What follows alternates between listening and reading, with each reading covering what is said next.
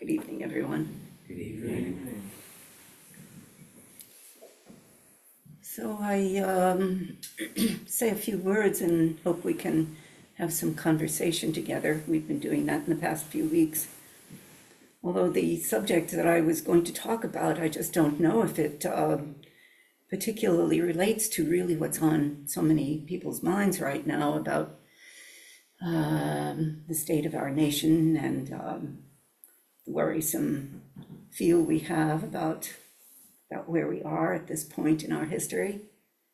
I don't know whether it's worse for me as an older person who's been here maybe twice as long as numerous people in this room, and whether it is more disturbing or not, I have no idea, but it certainly I feel like I'm watching a movie and I keep waiting for Batman to show up, something like that, But I don't think Batman, even Robin, neither one, I think, will show up. So,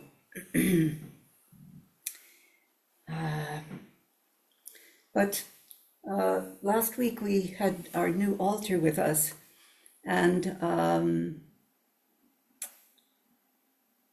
after last week, or after Saturday, we had some discussion about the arrangement in the room and so forth. And so I thought that I would talk a little bit about space, or about aesthetics, and the importance of that. And maybe it does relate to the space of our national home.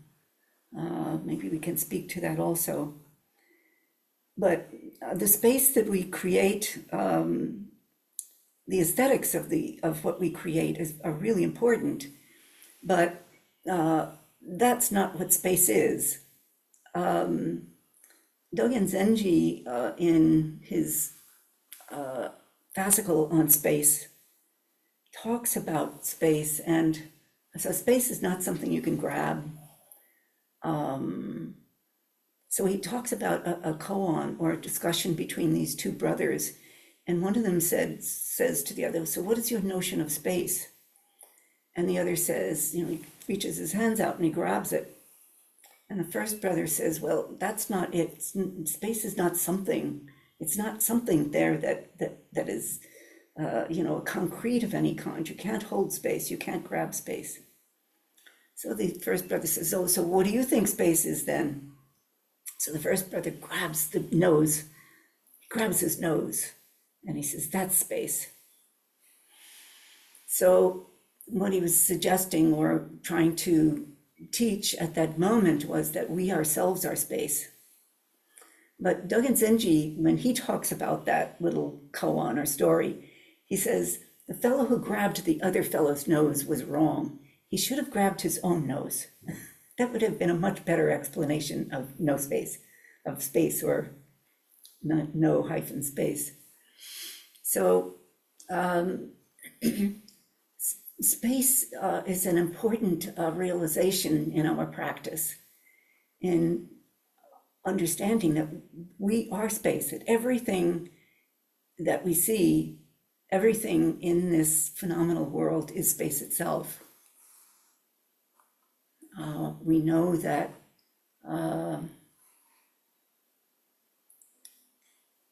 we're not really real, we're just sort of pulsating things in this form. And we are simply not substantive. We are not substance itself. And we look around at the earth and we see all of this substance and this stuff around us, and we apply great matter to it. But we are not, in truth itself, in the absolute, we are not substantive. We are insubstantial. Very difficult to realize this, but it's really important. It's at the heart of all healing. It's at the heart of truly the unbounded. And so working with that to try to allow it to sink in is a wonderful practice as we sit zazen. Or could that possibly be that I am insubstantial? That this body, that everything is insubstantial?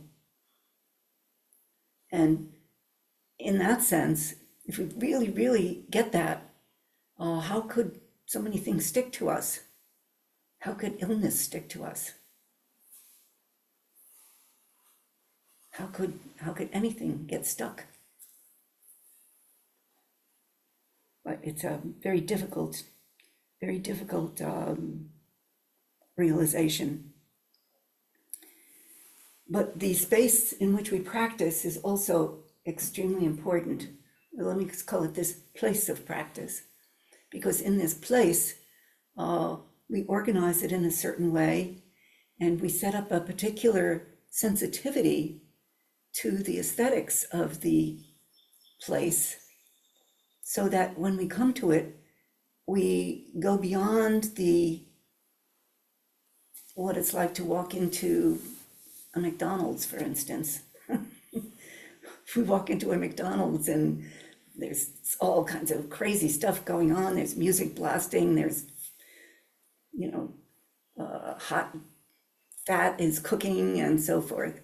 This is a very specific space, very specific place and space, in that it's set up in such a way to be absent of things particularly on the wall, except for a few things that tell us the reality of the mountain is beyond time, is what this says over here. That's a teaching on the wall here. So we try to set up a situation in which we are not distracted by the kinds of things that we may have around our home. And it creates a kind of memory in us also, in which we come to it and remember the heart of practice and remember why we come to it.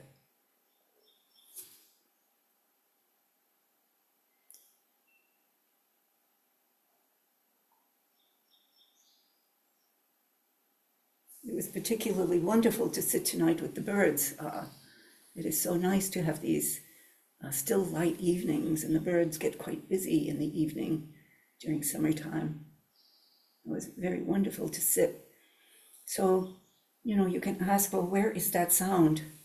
Where is the sound of the bird travels here to us? Is it in here, or is it out there, or where is it? It's another koan about space to work with.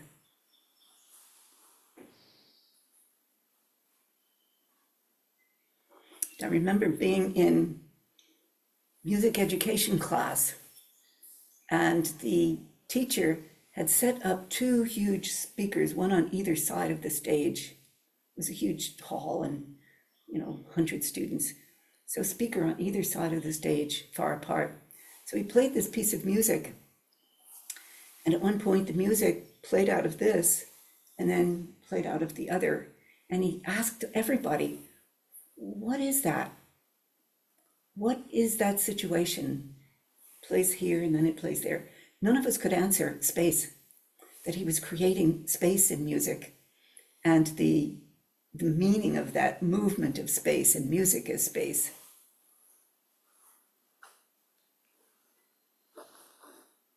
Now, this is the same sort of thing with the birds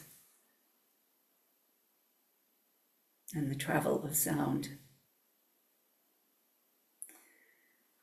So when we come into the Zendo, we have this altar, and we have this Buddha on the altar, and it sets up a particular emotion in us, a particular sensitivity, and a particular meaning. And so this is the essence of architecture, the essence of what we do is we set up a room, that it sets up a particular feeling and emotion and an immediate response in us that we respond to. We respond to that meaning, we apply meaning to it. And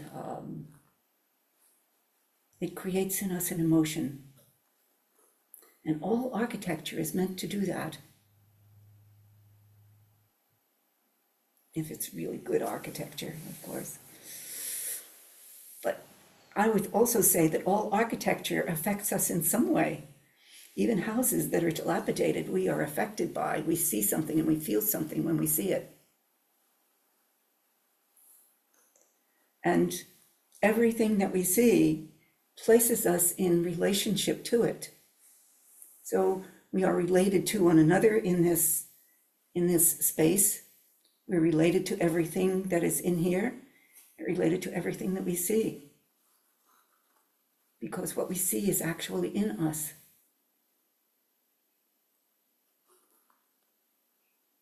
So when we look at the Buddha statue, we know that that's not the Buddha who lived however many years ago, but it is a likeness that we imply to a Buddha, the virtue and the practice of a Buddha. And when we look at that, that is in us, and we are then in total relationship then to the Buddha.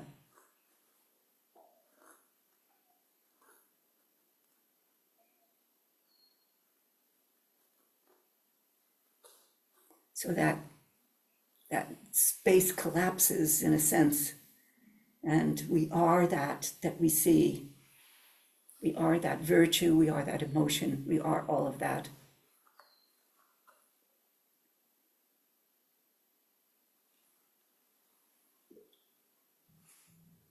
So it's very hard for us now then in our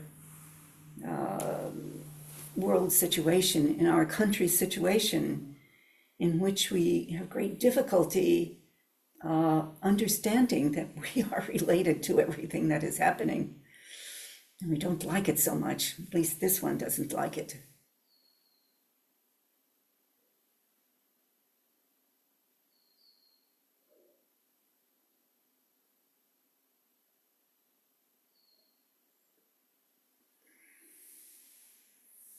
I do not know how it's all going to turn out. I have no idea. I know that many people are distressed and very upset, very on edge, very wary and concerned, and all of those connected feelings.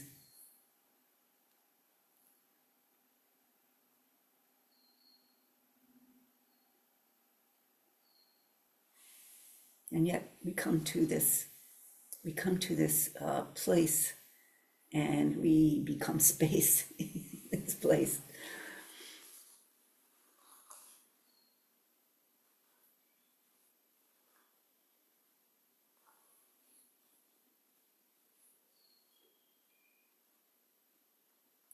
So, we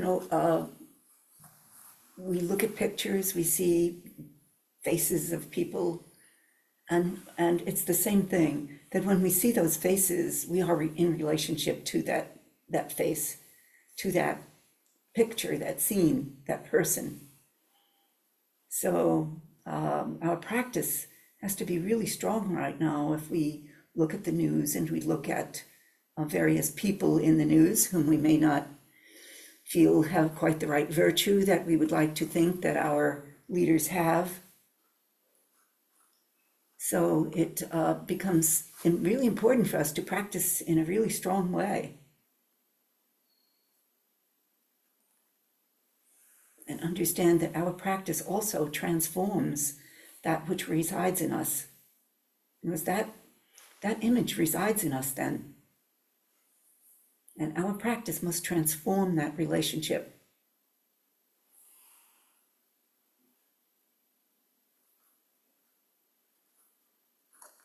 At least transform how we think about it.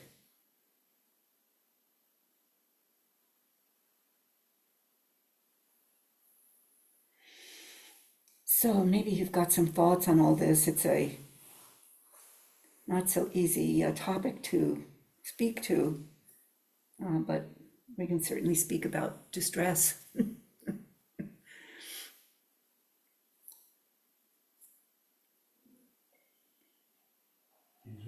Yes. It is a very difficult topic to speak about. It's so mysterious, the matter of space and time. That's my first. Yes, it is. I understand that. But it was what we were working, when we were transforming this Zendo the other day, I said, oh, I want to speak about that. No, I'm not okay. criticizing in any Yeah. way. I'm saying It's very difficult. It's got so much. I mean, it's beyond. But I did have a thought that I can speak, I think. If your childhood is in a space, and then you leave that space for some years, and you return to that space much later, there's a feeling of very big disorientation and lostness, and not recognizing because of the time, you know. Yes. And you mentioned McDonald's, and I haven't been in a McDonald's for so many years, but I happened to be in one about 5 years ago, and that was the first time I had been in one for, who knows, 15 years. And it had changed so much in that time. It was just touch kiosks, and no people. Really. Yes. So anyway, there's something about the feeling of disorientation and lostness and feeling unable to recognize the space that I feel relates to my experience of the world right now, the nation. Yes. Like the Twilight Zone. Yes. That's why I said it feels like a movie, that we're watching a film. Yeah. So anyway, thank you. Yeah, I don't recognize it either. So there's a feeling of fakery about it, and yet it's very, very real. Very, very real. Intensely real. Yeah. Yes, Steve.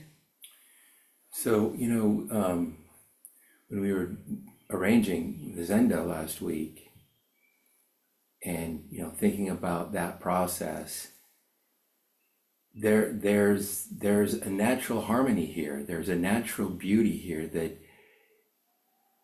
you don't have to try for it. It's just there, and it speaks volumes. And so when you get into a space like this, where it's harmonious and it's beautiful, that harmony and that beauty is being held by the room. And I kind of think of my body the same way, in the sense that I hold my body in Zazen. I'm holding space. And when I sit here in stillness, on the outside, there could appear to be harmony. There could be harmony here because I'm not moving. I don't feel agitated. But on the inside, it's a different story. But I think of the inside as space as well as the outside. And if I can hold those aggravating thoughts, those images of the people that I find so vexing, and keep the stillness on the outside, the stillness on the inside slowly begins to appear. And there's harmony there once again. And it's holding space like this, just holding space. So it's in the one sense, it's been a very difficult practice because, I have people that are very close to me, and I play over in my mind the last time we met, and it was not good. And those emotions are still raw, but I'm learning to be still and allow them just to be. Mm-hmm. Okay. And soon you will just be space. Not just hold space, but be space. One can only hope. Grab your nose.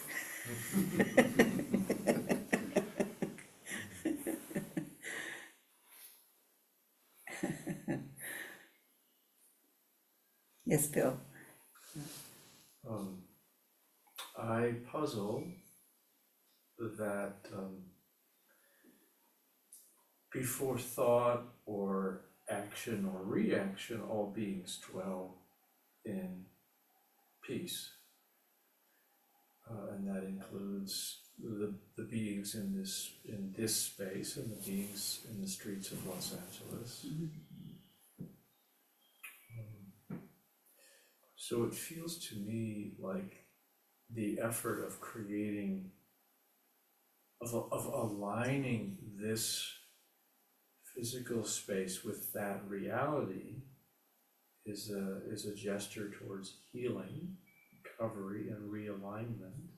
That's why I feel like I'm coming home when I enter this space. I don't think it's a shutting out of the streets of Los Angeles or the bombed out buildings and dead children in Gaza.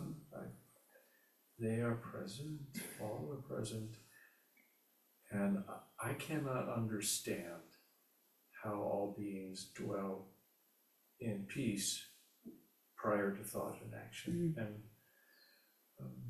but I'm thinking a little bit about, in Celtic Christianity, there is the notion of a thin place. The thin place is one that has been worn thin. The veil between the Holy One and the human has become paper thin from the earnestness and sincerity of thousands of years of prayer. So it feels to me like if we dwell in a thin place, maybe we become thin beings, and then can inhabit these brutal spaces with some other alignment. It doesn't mean that it won't scar us, touch us, mortify us, but to me it seems like the Celts are onto something. Oh, it's a wonderful notion. Wonderful. Yeah. I mean, I've studied lots of Celtic stuff, but I haven't come across the thin space. The thin space. Yeah. The island of Iona is considered a thin space. Okay. Well, I've certainly been there, and I can tell you that it is very thin there. Everything sort of vibrates, pulses with. Yeah. I have the chills as you're talking, as you're speaking. Yeah. Iona is. Has anybody been to Iona? So you go by boat from, you go way up to the north, to the west coast of Scotland, and then you get a boat to the island of Iona. And actually, you get a boat that takes you to Mull, and then you go by bus, and you get the next boat. It's quite a trek to get there. But when you get there, it's just this little space in the middle of the water and the ocean. And I mean, you can walk from one end to the other in 15 minutes. And so there's a monastery there for women and for men, at least there was in old times. And there's something there. There's really something there. But it's also because the people of the times have kept it alive, because making pilgrimage keeps a place alive. For instance, if we stopped sitting zazen here, it would just die. If we stopped coming, it would die. And for instance, in Greek mythology, the gods disappeared because we didn't pay attention to them anymore. So it requires that constant prayer, as you say, or that constant attention to the holy in order to keep it alive. And of course, Iona is filled with people who visit it, who go on pilgrimage to it. So it's a very special place that I almost can't tell you what it was like to be there, because it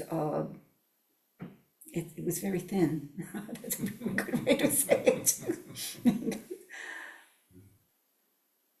I mean, so much incredible practice happened there. They lived on this island and they prayed. And I think food was brought to them, although they grew some in their garden. But I can't imagine how much you could grow there on this barren island. I mean, it had soil, but it was just really rock. as the Scottish islands are just rock.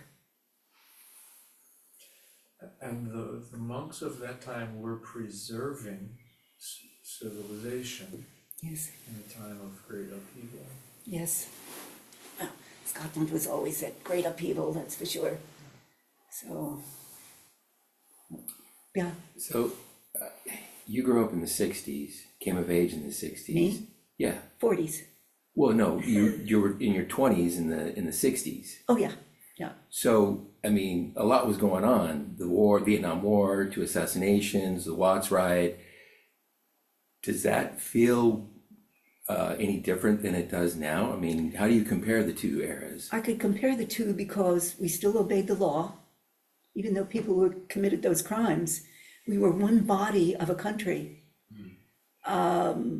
We didn't have a lawless president or cabinet. And we could look to the voice of the president to bring some virtue to the people and to hold the people together. I mean, even Nixon was nothing compared to now. So we could look to the quality of the voice of the president to hold the country together.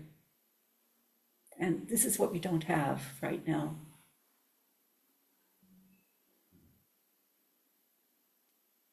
So I've been through World War II, the Korean War, the Vietnam War. I've been through 7 wars, or I haven't been through them, but 7 wars in my lifetime.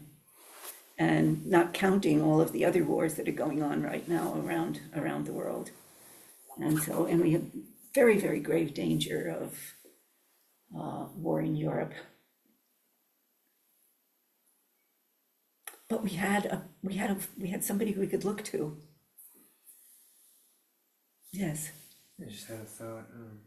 You're speaking about how if we didn't keep coming to the Zendo, the energy would die. I think that can be applied to the Oval Office too. Yes. You know, someone's not bringing that dignity, that responsibility Right. to that space, that energy would die. Yes. Yeah. Yeah, thank you. I mean, it's such a serious job to hold the country together with the voice of virtue, with the voice of the law, and obeying the law or keeping the law as best we can is what keeps the peace. That's the purpose of law, is to keep a civil, situation in our cities and in our country.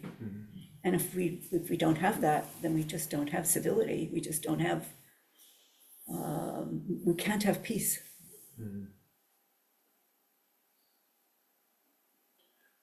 Law is a form of space. Yes, And if we all choose to inhabit the law together, then the law lives. and it's a recognition of the other. It's a recognition that the other is also us. We, out of respect for the peace of our relationships, we hold the law. I mean, supposing we didn't bother with traffic laws anymore. I mean, that's just one small, for instance. Let's not have any traffic laws. We don't like them anymore. Just go out and drive anywhere you want. I mean, we can see how absurd that is. But we do that because we respect one another. We respect the other drivers in the cars and our own lives. And so we respect the rules of the road, the laws, the traffic laws. You were going to say something, Jesse? As someone who practices the law, I'm Yes. like, yeah. But I was thinking more in terms of the concept of impermanence, which is so central to our practice, as well as the concept of interdependence, because Yes. really the law is a space of interdependence. It's us all acknowledging that we live together, and we got to do so without ripping each other to shreds. So we need some kind of rules. How they're enacted or enforced is a long conversation. Yeah, And yeah, one I have on a daily basis with my colleagues and like through them, the defendants that I prosecute. But a thing that struck me about kind of modern society is, I hate to be a bit of a downer, but is that we've almost embraced impermanence and forgotten completely about interdependence in our society today. Like, all of our housing is these ticky-tacky McMansions, our cell phones that we have made so central to our daily lives need to be discarded every year for a new model that's more expensive, it doesn't work as well, and we don't give that sanctity to our space. So when we as a society do that with our very architecture and our infrastructure around us, it shouldn't come as a surprise when our governments and our leaders start seeing people as just as disposable as your McMansion, your malls, your Yeah. McDonald's employees to be replaced by a kiosk that also doesn't work. Yeah. So I'm not sure what you do about that. Well, our phones are only, what, 15 years old? Is Right. that how quickly our culture has shifted? Yeah, I guess. I had an argument with in front of a judge today about whether or not you can assume someone who committed a crime had their phone on them at the time just because they're so ubiquitous, and therefore get a warrant to find location data. It was really fun. Yeah, oh yeah. But I go out without, I forget mine all the time. So you're correct. You can't make the claim that you have to have your phone on you. well, the Carpenter versus United States kind of says we do assume that they have them, but Yeah, at any rate, so I don't really know where I'm going with that or what we do about that, because we have sort of forgotten about interdependence, but I don't know what anybody else is doing this weekend. I certainly won't be at any sort of demonstration, but if you happen to find yourself in a situation where you might be exposed to tear gas, water. Use water. Some people will say milk. Don't use milk. Don't make cheese in your eyes. It's the only real piece of advice I have. do you think it's dangerous for us to go to the Capitol this weekend? No, I don't know much about okay. it. But it seems more like the hands-off demonstration rather than what's happening in LA right now. Sure, yeah. Just a useful piece of advice Yeah. related to nothing. I think we'll be okay in Sleepy Olympia. For now, yeah.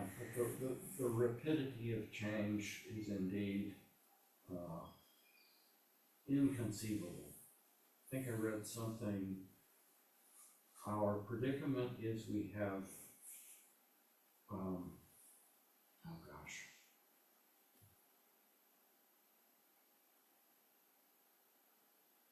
I just lost it, sorry.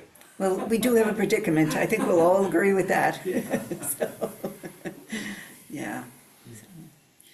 But really understanding that if you look at something, you're in relationship to it. We just are, because we can't see that thing without its being in us.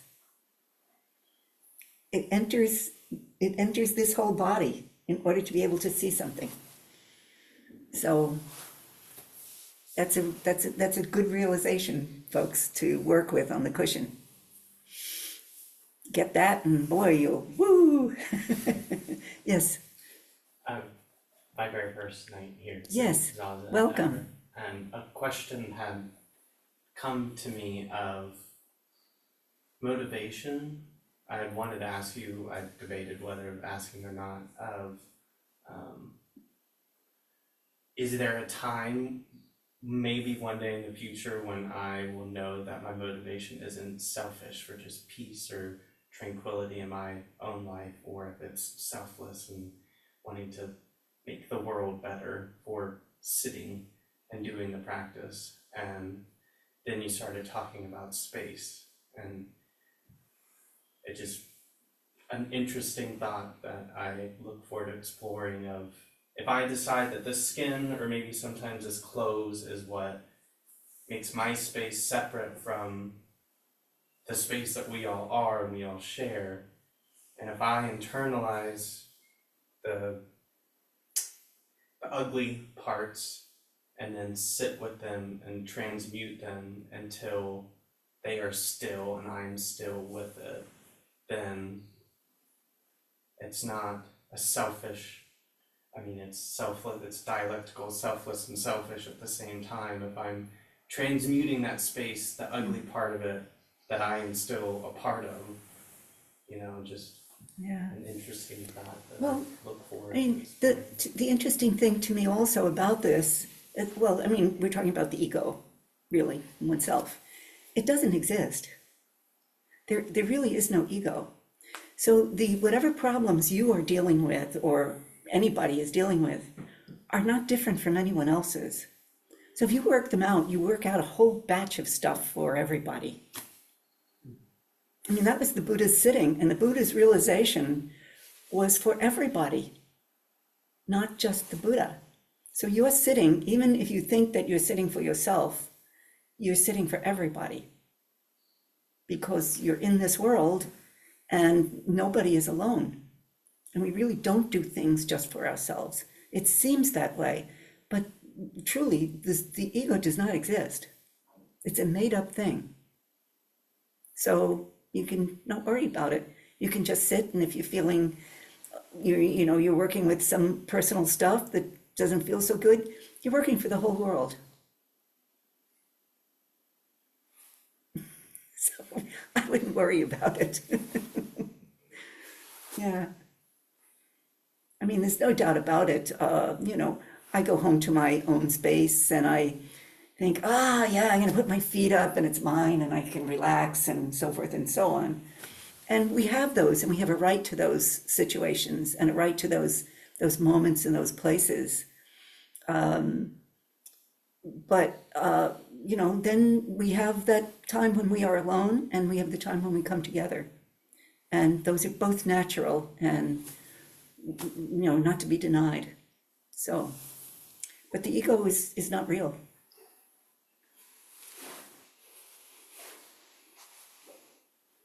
If that's another one, if you just get that, yeah, you're free. You're just free. Yeah, you can laugh at yourself responding, or not you, but anybody responding, in an egotistical way. You can just laugh at yourself because it's fake. It's something that, sort of got taught onto us, but it has no grip.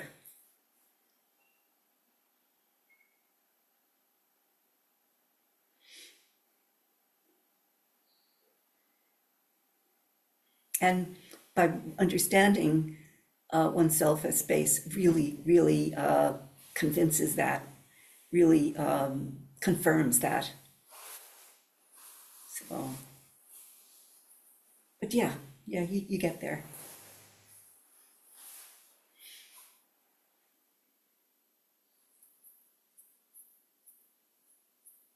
And that's one of the great things about Zen practice is that, we all come together here, and yeah, we all bring a batch of ego, which is not real and doesn't really exist, but we all bring it. And then we all do stupid things. And then we come back and we start over again. And the only mistake you make in Zen practice is to not continue. And I don't mean even about just Zen practice, but in life, the mistake is to not continue. Maybe because we did something stupid that, appeared to be some egotistical thing, but to not just walk straight through it and continue is the mistake, not the mistake that we made that we think was ego. That's not real. So,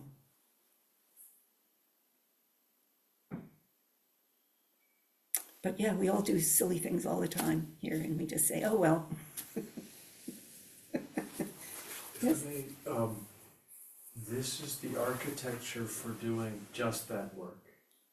Sure. Yeah, and this architecture was actually begun when Shakyamuni Buddha woke up under the Bodhi tree, and it's a continuous thread of people like you and me and all Eidō-san and everybody here showing up in a space like this with that confusion and hunger for freedom. And here we are. Yeah, here we are. Nothing on the walls. Yeah, and we face the wall, and the wall falls away. We're facing the outside world. So when we sit zazen, the teacher sits in this direction, protecting everybody. And that's it, to protect everyone. And then everyone else faces the wall, faces to the world, to the outside world. So,